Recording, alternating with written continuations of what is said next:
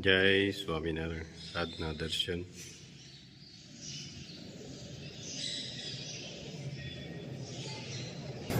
જય ગજાનન ગણપતિ મહારાજ.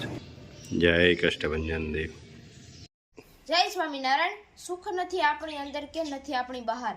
આપણો પરમાત્મા સાથે સહયોગ થાય ત્યારે જ સુખ ઉત્પન્ન થાય છે. જય સ્વામિનારાયણ. કદે ચાલ. Good morning. જય સ્વામિનારાયણ. જય સિયારામ. જય શ્રી કૃષ્ણ. જય માતાજી. ઓમ નમઃ શિવાય. સત્યમે વિજેતા સિદ્ધેશ્વર મહાદેવની જય.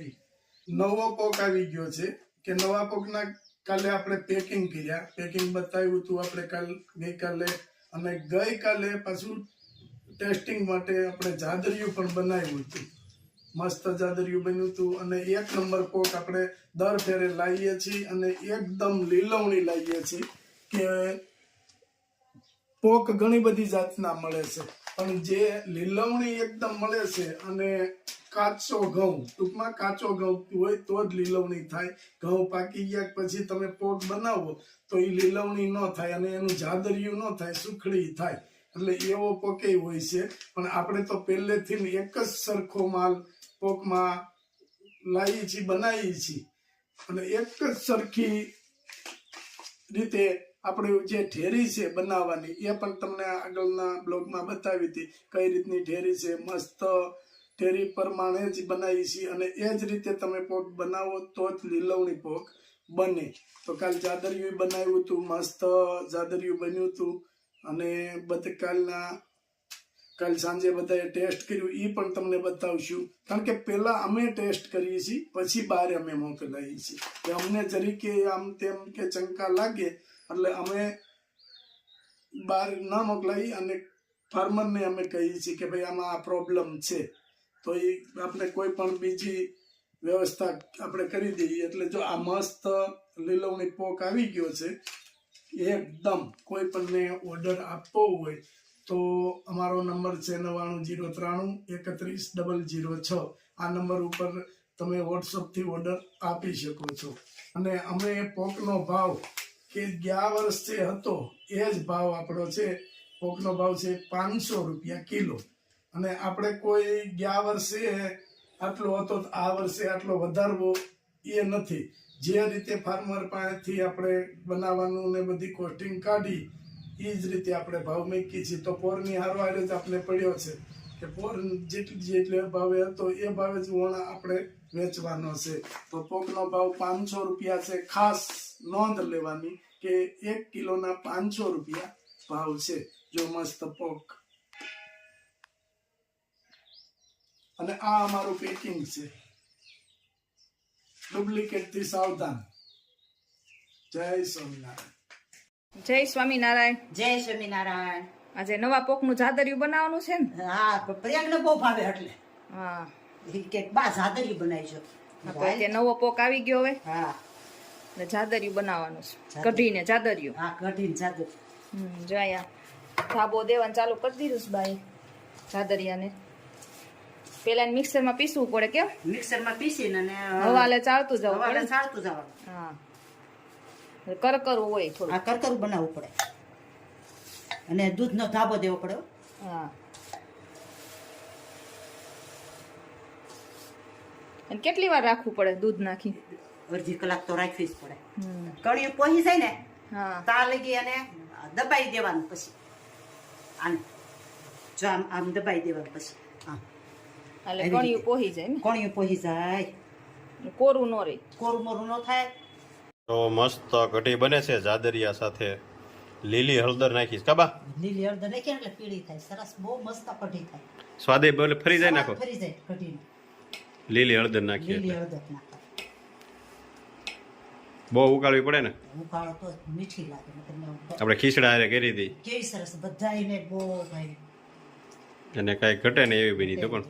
અને તળિયા ઝાટક થઈ ગઈ. તળિયા ઝાટક થઈ ગઈ.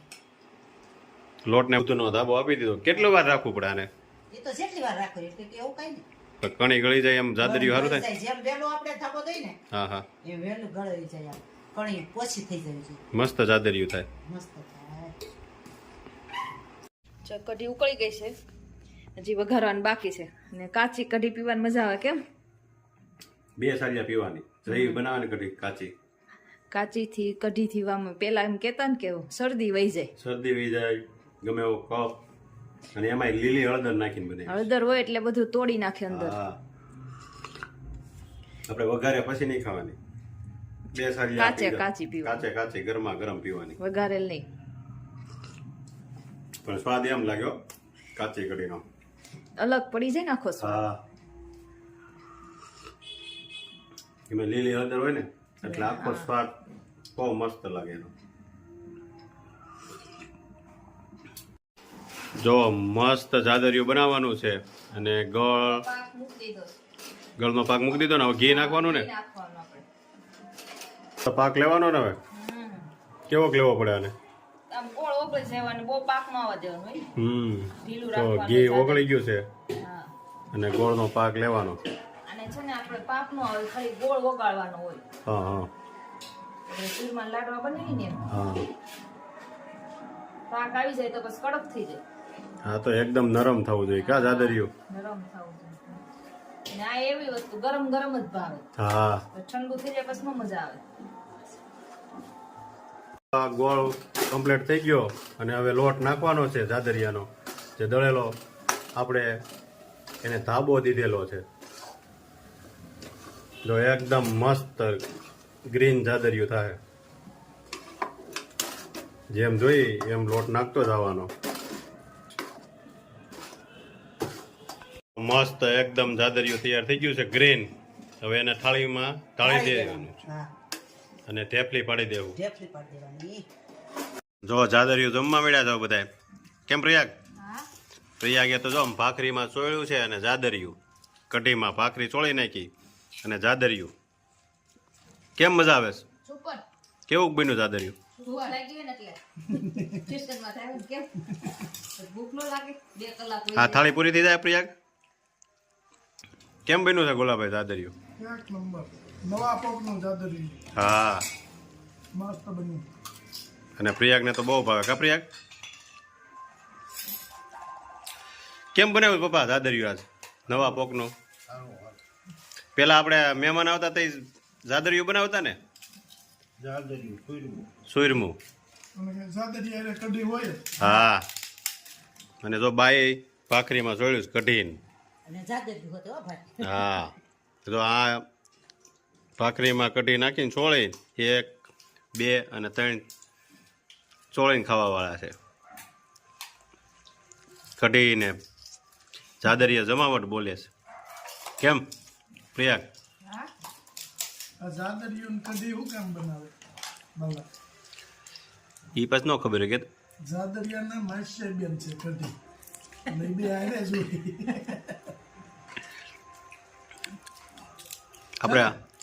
આપણે છે ને લગ્નમાં જાદરિયું રાખવું કા પ્રયાગ? હે હારું મીઠાઈમાં તો ઘટે હો, હે ઘટે. ઘટે હું આખું અલગ જ થઈ જાય. પણ હવે આવું ચાલુ કરવાની જરૂર છે. દેશી. હા, સુગર વધી ગયું ને બધા હે બધા સુગર વાળા વધી ગયા એમ. એટલે આ તો ગોળમાં બનવાનું છે. ખાંડ વાળું કોઈ ખાય નહીં. હા, પેલા લગ્નમાં ગુંદીના લાડવા બનાવતા, ભેગમાં સુરીમાં ના. હા હા. હવે આપણે નવું ચાલુ કરવું છે કા પ્રયાગ? હા જાદરિયું. હું છે ને ભોગ તો જોઈએ એટલો છે આપણી પાસે. હાવ દહીં પરવીવામાં આપણે જાદરિયું. હા લે હે પ્રયાગ? હા ત્યાં